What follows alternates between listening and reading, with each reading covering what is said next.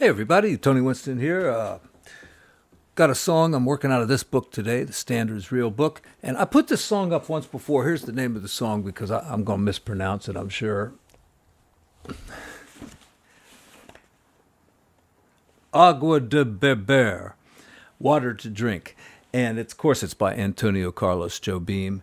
And, I put this song up previously, but I think I had to write my own chart because I couldn't find one. So now I found this chart, and it's much better. And I've now done it in a better key as well. I think I listened to the original. It was in A minor, which is kind of low on the piano. So I've put it in D minor because that's where the chart is. And I've done a track with Band in the Box. Great old Band in the Box.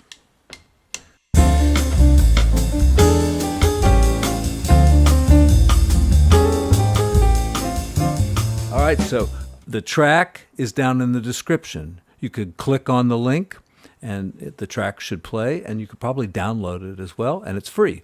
And also, the chart is down there as well. Click on the link, you can look at it. Also, you can download it.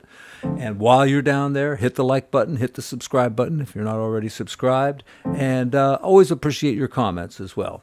Okay, and there's a lot of other good stuff down in the description as well if you want to support the channel. Okay, let's get into it a little bit. Look at the chart here so I don't give you any misinformation. So, and I'm going to play through the track a little bit, probably improvise on it more than the melody, but what we've got here is this little section that always gets played kind of the same way. It's like if you're improvising, you come back to this and do it as written. All right, so, if you play the chord, then you don't have that note for the melody, so. And then E7. Okay, and the chord says A7 with the sharp 5, but that note is going to be in the melody, so no need to worry about it.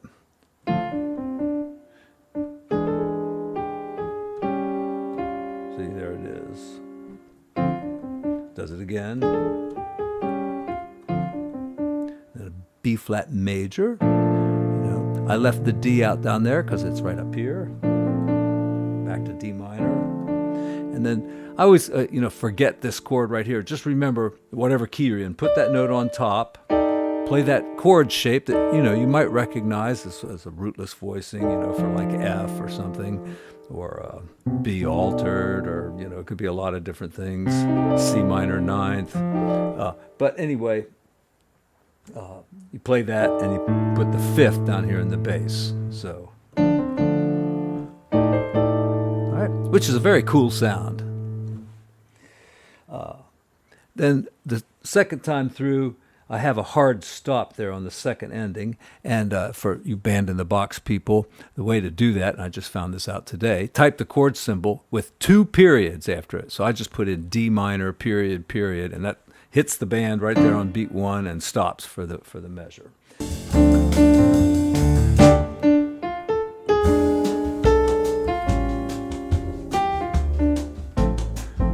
All right. And then we get to the A section. Now, it seems like it's going to go. Yeah, but don't change the chords that fast. I mean, that's a mistake I kept making. All right. All right.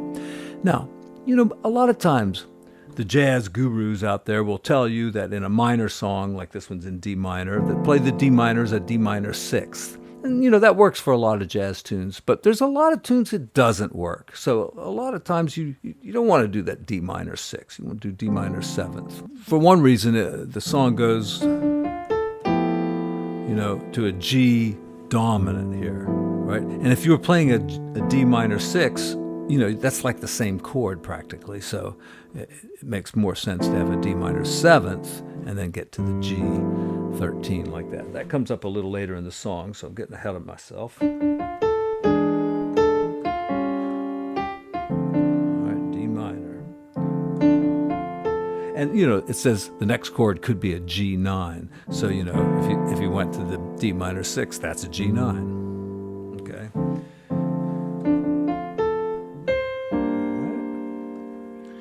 say G minor ninth, but always remember those higher numbers. It means it's a seventh, G minor seventh. Yeah, add the 9 in if you want to, and the melody there's the 11th.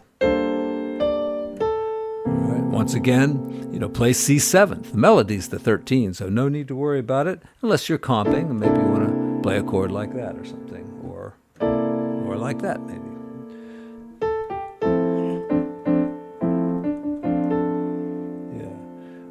Let's see. So how would we get a 6/9 chord? I mean, you could go like that, but then you don't have the third, so that doesn't make any sense. This is a 6/9 chord, so you could play F major like this, F major seventh, and then F major sixth like that. And both of them have the 9 in there, see?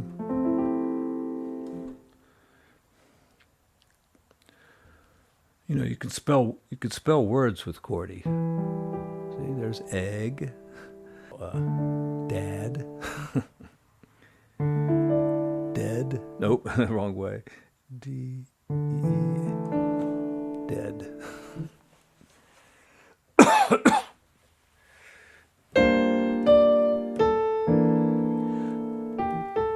Now, since you're going to be playing with the track, we might as well do some rootless voicing. So G minor 9 could be that. C13 could be this, or even just that, because the melody note's there. And then there's the F 6/9 and F major 7th. And you freely change around, just do one of those chords, both of them, do them in any order, it doesn't matter. They're like cousins. They sound the same. All right, now the coolest line is right here. All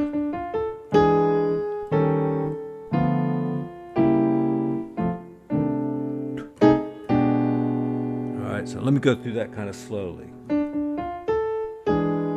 right, we've got our E7. I can maybe do it that way. And then the E flat dominant, our minor 6 chord. There's a diminished chord. Let's see what they say about that. D flat diminished. And then F9 over C. That would be a kind of a cool way to do it. All right, everything's there. Got the F, 7th and the 3rd. Guess we could put the 9 in. Got the 13 as well. And it says over C, so there we are. But I think just keeping it kind of small like that, or even like this, and then those are the actual guitar chords, from the recording. And I've kind of experimented with coming down and making that like a diminished chord right before you get to the E7.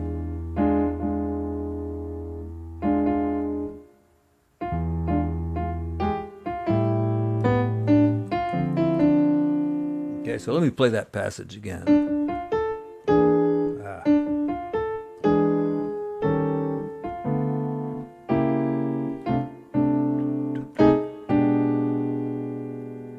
And if you come down and do a little diminished thing or something, and then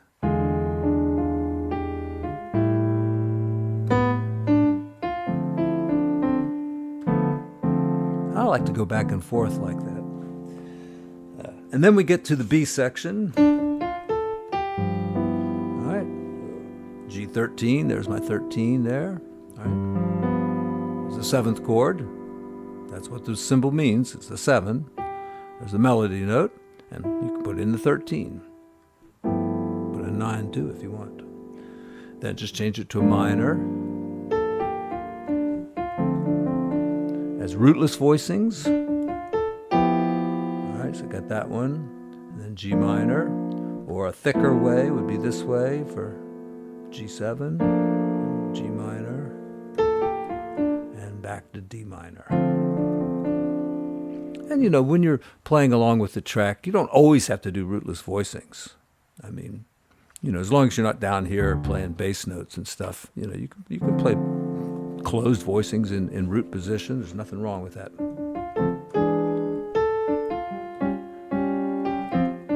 just some little thirds and sevenths like that, for like the A.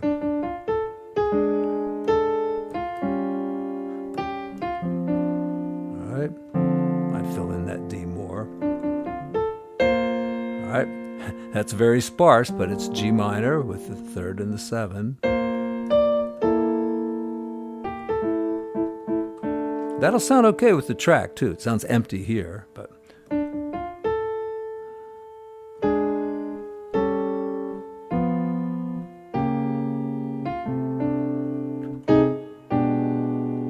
probably the simplest way to get through that.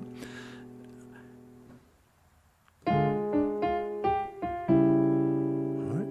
So I was doing them this way before, but my melody's so low that I'm going to invert that to this, and that's an E7, and the other one is A7. So anytime you take these, tritone intervals like this and go down, you're really going through the cycle of fifths.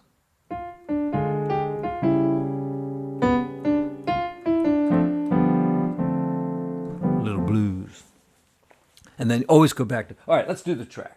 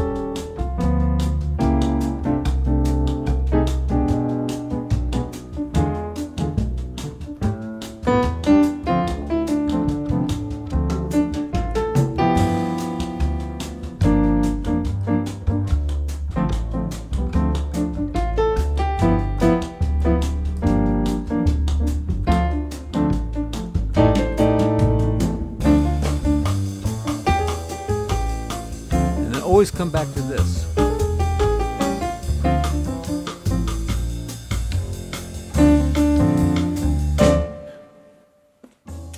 Then it goes into the solo, and it basically just follows that form throughout the song. I think it goes through about 4 times and ends with that bop, that hit there. So another thing to consider with this song is, the rhythm. This is a Latin bossa nova, and the best way I think is just to listen to a whole bunch of Antonio Carlos Jobim songs and transcribe some of the rhythms, like, bump, bump, to bump, ba. That's one rhythm. Or but, da, ba, ba, ba. Lots of offbeats are good. What's another one? You can even look at the melodies of the songs sometimes, and those will give you good rhythms. Bump, ba, dum, bump, bump, bump. I'm thinking of a one-note samba. Dun, dun, dun, dun. Or how about...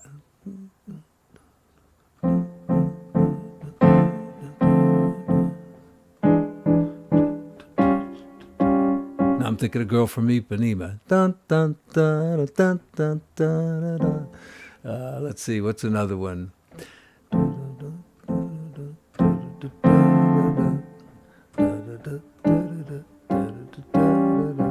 That's like Summer Samba, so nice.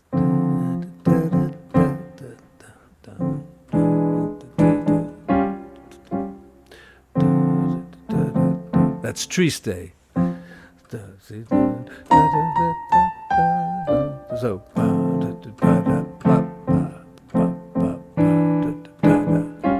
So just from the melodies of those songs, you can, extract some good rhythms to play.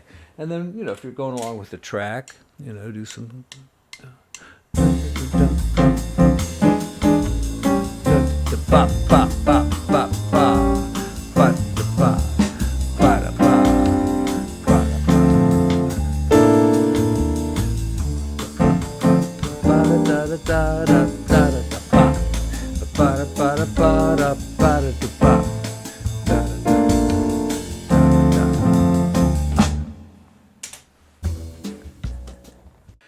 Okay, I think that's it.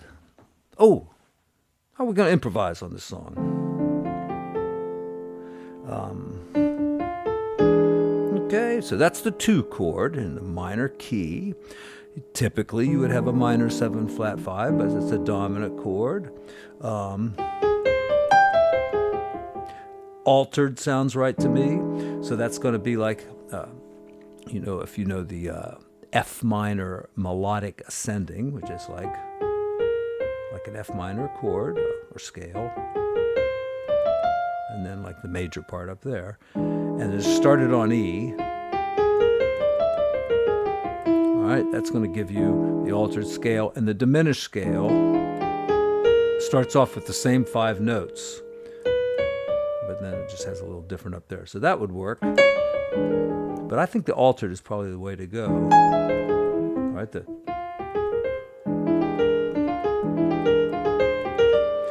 yeah, I mean, there's lots of ways to think about it. You've got 2 triads, minor triads, like F minor and G minor. That's contained in the altered scale. You got 2 diminished chords that are there. That's the weird one there. That's like an augmented. That's in there. So you got 2 major triads as well. 2 diminished triads, 2 minor triads, and the augmented triad. So you could even take some of those minor triads. Where were they? Those minor triads. And then if you notice, think of that as a 2 chord, that as the 5 chord of some weird key. I mean, E flat or something, But that's like a 2-5, right? 2 to a 5. I know that's a bit abstract, but that's a minor, that's a major, so that could be like a dominant. So you could make little patterns on that.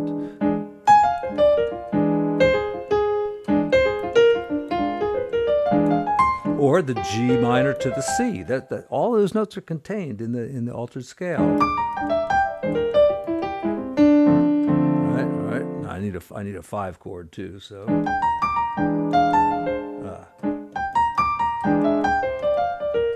All right. So A. This is going to be another altered scale.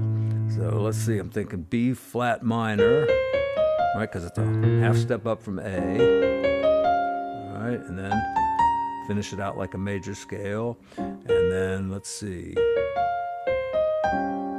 are the 2 minor triads, then 2 diminished. No, how does this work now? There's the augmented, then the 2 major triads, and the 2 diminished triads. All right, now this is like advanced study stuff. If you don't know the scale, I mean, knowing these little triads isn't going to do you much good. That's the scale.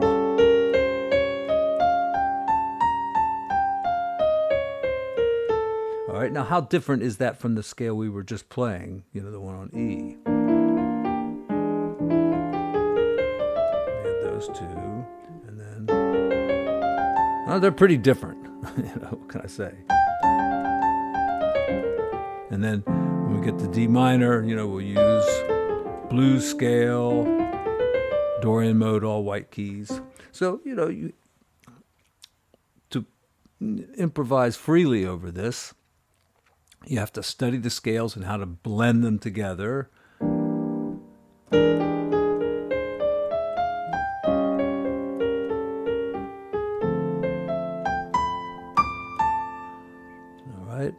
Or you just have to think melodically and don't even worry about the scales, all right? I mean, you can just kind of make up a melody. Why is my keyboard doing that?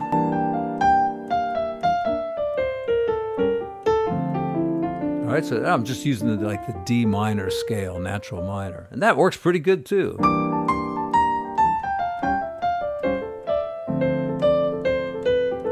I don't know why I'm swinging it, but...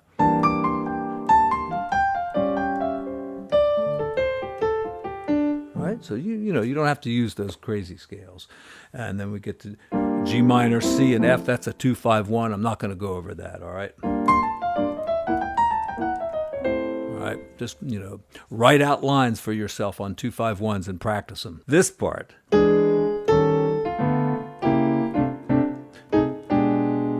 I think just thinking melodically, once again, just kind of come up with a melody that seems to work. And remember, the melody is a guide, right? So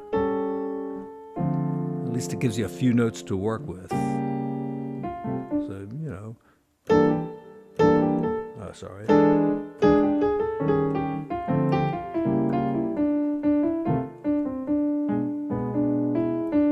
I'm just kind of thinking in D minor. I'm not really concerned with all those chords. I could be, but I'm not. And we'll end on that. All right. Thank you very much, folks. See you again soon.